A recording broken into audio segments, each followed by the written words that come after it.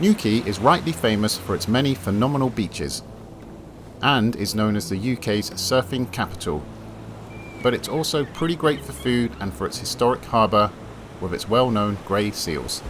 In this guide I'm going to show you all of this and much more.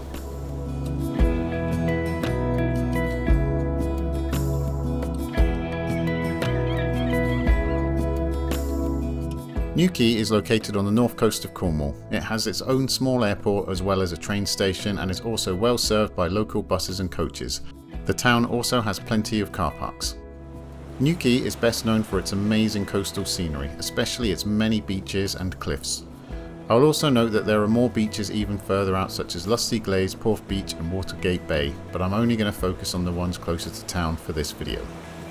Starting from the east side of the town, there are a few that are all joined together when the tide is low. First up is the lovely Tolcarne Beach. This immense stretch of sandy paradise also has a restaurant and cafe as well as lots of traditional beach huts. As you can see, when the tide is low this beach becomes very big, but be careful as the tide changes quickly, so make sure if you go exploring around the cliffs that you don't get cut off. If the tide is out you can explore the rocks and pools and maybe find some mussels. The next beach is right next door, and if the tide is out you can do what I did and simply walk to it, and this is the Great Western Beach. This has a road leading back up to town if you need it, as well as a cafe for refreshments. This beach is another epic expanse of near endless sands when the tide is low and the views in every direction are spectacular. Next up is Towen Beach with its iconic house on a rock stack, connected by its own bridge. Can you imagine living somewhere as cool as that? This beach, being closest to the train station, is a little busier than the others and seemed very popular with surfers. It has lifeguards and there was also a surf school giving lessons, so if you're interested in learning to surf it's clearly an ideal location, especially for beginners. This beach is also well served with cafes, shops, toilets and lockers. There is also a small aquarium called the Blue Reef Aquarium. It's a little pricey but worth the cost as it has many interesting species to look at and they also have experts giving lectures and information. Here's a little montage to give you a taste of what to expect inside.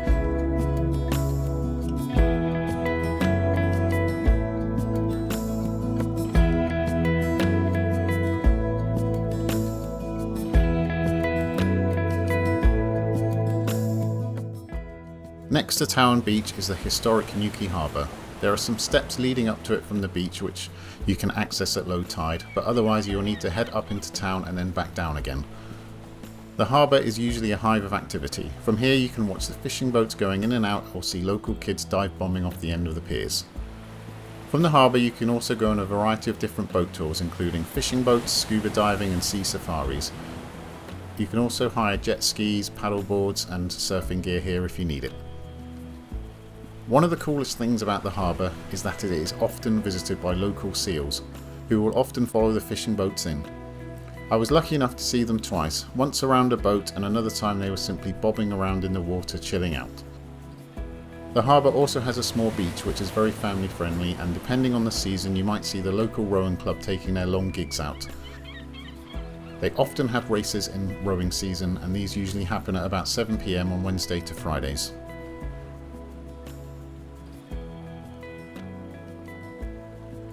Overall, the harbour was my favourite part of Newquay, and I ended up coming down here every day that I stayed.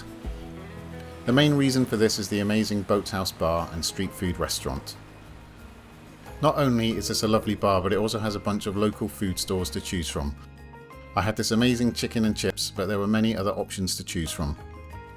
The main reason I love this place is that it sits overlooking the harbour. For me it was a perfect and relaxing place to come and sit and have a cold beer while watching the activity in the harbour as the sun was going down. I will definitely be coming back here one day.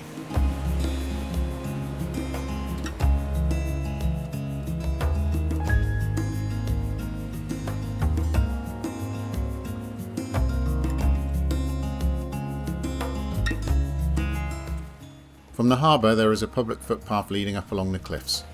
Here you can get ever more impressive views over the beaches and the town. A few minutes walk will lead to the historic Huer's hut. This small building may date from as far back as the 14th century.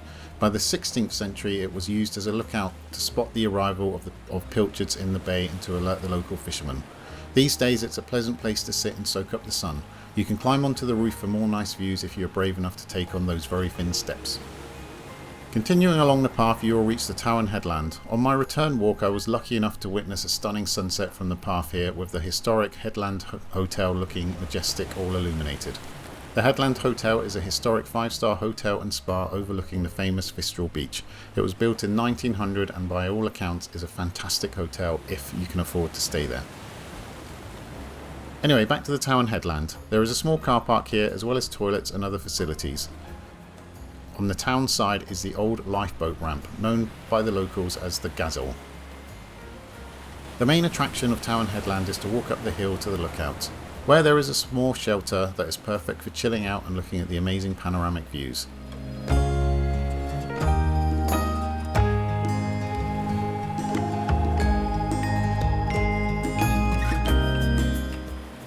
As you walk back down, there is a little beach known as Little Fistral Beach, which unlike most of the other beaches has a lot of rocks and inlets to explore. That brings us to Newquay's most famous beach, which is the Fistral Beach. It is an epic and huge sandy beach and is regarded by many to be the best surfing beach in England. I don't surf, so I will let you be the judge of that. At one end of the beach is a complex of buildings including the famous Michelin star rated seafood restaurant, the Fish House Fistral, as well as a pub and pizza place. It has a large outdoor deck which is perfect for overlooking the beach. I sat here and had a cup of coffee and it was simply a perfect place to be. The beach is wonderful even if you are not surfing. It seems to stretch forever, and if the tide is out there is more than enough space no matter how busy it might be. Just behind the beach there is also a big golf course. Overall, Fistral Beach is worth the hype. I was lucky to get an incredible sunset on the first day of my visit, and watching people surf as the sun was going down was very cool and made me wish that I was surfing too. As well as the stunning coastal stuff, there is also the town of Newquay to explore. It has a reputation for being a little rough and tacky, but on my visit, which was off season in September, it was quiet and tranquil and I enjoyed exploring the town. It has a lot of good food to eat, including some fantastic burgers in a place called Huer Burgers. The town is also full of places to get Cornish pasties, and really no trip to Cornwall would be complete without one or two. I got one from the Cornish oven on Bank Street which was really yummy. Newquay also has a zoo, which I sadly didn't visit, but I have heard it's lovely. So if you have been, please let me know if you recommend it, as I plan to return to Newquay again in the near future. Right, I think that's it. Thank you for watching and cheerio.